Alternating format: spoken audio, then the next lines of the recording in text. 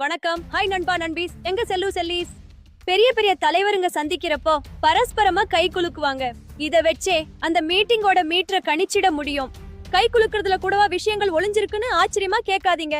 ஒருத்தரோட உடல் மொழிய வச்சே அவங்க மனநிலைய கணிச்சிட முடியும். அதனாலதான் முக்கிய சந்திப்புல இதெல்லாம் கவனிக்கப்படுது. இப்போ இது மாதிரியான மேட்டர் தான் சூடா போய்கிட்டு இருக்கு. இப்போ நடந்துட்டு இருக்கிற G7 மாநாட்டுல பிரதமர் மோடிஜிக்கும் அதிபர் ட்ரம்புக்கும் இடையில நடந்த அந்த போட்டோ ஷூட் கை குலுக்கல் பத்தி தான் சமூக வலைதளங்கள்ல பெரிய பேச்சே ஓடிட்டு இருக்கு. வழக்கமா மோடிஜி உலக தலைவர்களை பாக்குறப்ப நல்லா இருக்கமா கட்டிப்பிடிச்சு மோடி சிக்னேச்சர் ஹேக் கொடுத்து வரவேற்பாரு. ஆனா இந்த முறை அதிபர் ட்ரம்ப பார்த்தப்போ ரெண்டு பேருக்கும் இடையில ஒரு சின்ன தடுமாற்றம் தெரிஞ்சது. ட்ரம்ப் அவர் கைய நீட்ட மோடிஜி கை குலுக்க போனப்போ அந்த டைமிங் கொஞ்சம் மிஸ் ஆன மாதிரி ஒரு ஃபீல் கொடுத்துருச்சு. அதிபர் டொனால்ட் ட்ரம்ப் அவருக்கு எப்பவுமே ஒரு தனி ஸ்டைல் இருக்கு. மத்தவங்க கைய பிடிச்சு பலமா இழுக்கிறது இல்லன்னா ரொம்ப நேரம் விடாம வச்சிருக்கிறது அவரோட வழக்கம்.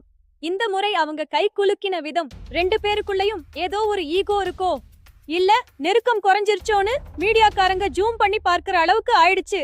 போட்டோ ஷூட் அப்போ ரெண்டு பேரும் நேருக்கு நேர் பார்த்து பெருசா சிரிக்கல, ஏதோ கடமைக்கு போஸ் கொடுத்த மாதிரி இருந்ததுன்னு எக்ஸ் தளத்துல நெட்டிசன்கள் வீடியோக்களை கட் பண்ணி மீம்ஸ் போட ஆரம்பிச்சிட்டாங்க.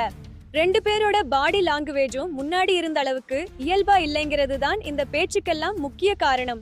இந்த மாதிரி பெரிய சர்வதேச மாநாடுகள்ல தலைவர்கள் ரொம்ப பிஸியா அடுத்தடுத்த மீட்டிங் டயரக்ட்ல இருப்பாங்க. ஒரு சில நொடிகள் நடக்கிற விஷயத்த வச்சு நம்ம ஆளுங்க பெருசா கதை கட்டிடுறாங்க. மத்தபடி வெளியுறவுத்துறை ரீதியா ரெண்டு நாடுகளுக்கும் நடுவுல பேச்சுவார்த்தைகள் வழக்கம் போலதான் போயிட்டு இருக்கு.